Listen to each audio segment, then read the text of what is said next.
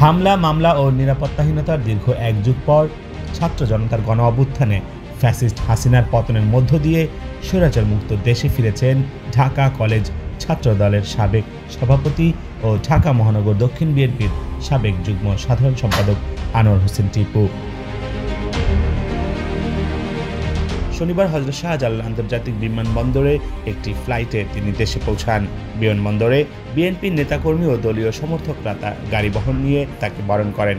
এ সময় বিমানবন্দরের টার্মিনালে তাকে ফুলের শুভেচ্ছা জানান দলটির সিনিয়র নেতৃবৃন্দ সহ অঙ্গ সহযোগী সংগঠনের কর্মীরা। বিমানবন্দরে তাকে স্বাগত জানাতে আসা নেতাকর্মীদের উদ্দেশ্যে তিনি বলেন, আমার আগমনকে কেন্দ্র করে এমন কিছু করবেন না যাতে দলীয় শৃঙ্খলা ভঙ্গ হয়। আমি আপনাদের কাছে উদাত্ত আহ্বান জানাবো, আপনারা রাস্তাঘাটে বিশৃঙ্খলা হয়, আমাদের দলীয় শৃঙ্খলা বিরোধী এমন কোন কর্মকাণ্ড, এমন কোন কিছুতে অংশগ্রহণ করবেন না। দেশে থাকা অবস্থায় 2008 সাল থেকে জনগণের ভোটের অধিকারের দাবিতে রাজপথে আন্দোলন করেছি। আন্দোলন থেকে দূরে রাখতে আওয়ামী প্রশাসন আমার বিরুদ্ধে 28টি মামলা দিয়েছে।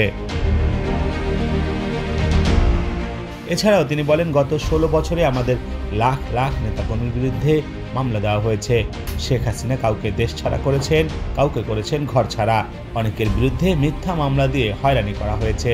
ফ্যাসিস্ট সরকার ছাত্র জনতার আন্দোলনে আগস্টে দেশ ছেড়ে পালিয়ে গিয়েছে। আমরা এখন ফ্যাসিস্ট সরকার ছাত্র জনতার গণ আন্দোলনে আগস্টে দেশ ছেড়ে পালিয়ে গিয়েছে। আমরা এখন নিরাপদ ও মুক্ত। এ সময় বিএনপির এই নেতা বলেন, শেখ হাসিনার আক্রোশ থেকে বিদেশে বসেও তিনি রেহাই পাননি। গত 10 বছরে একাধিকবার তার গ্রামের বাড়িতে হামলা, ভাঙচুর ও লুটপাট করেছে আওয়ামী সন্ত্রাসীরা। এছাড়া পুলিশ বিভিন্ন সময় মিথ্যা মামলায় গ্রেফতারের জন্য ঢাকায় তার বাসায় একাধিক অভিযান পরিচালনা করেছে। বাসায় তাকে না পেয়ে লুটপাট ও ভাঙচুর করে আইনশৃঙ্খলা বাহিনীর সদস্যরা।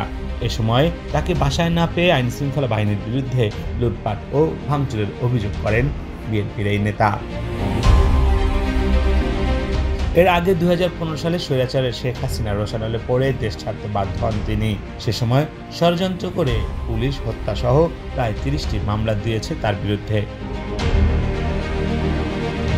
Text report, news hour.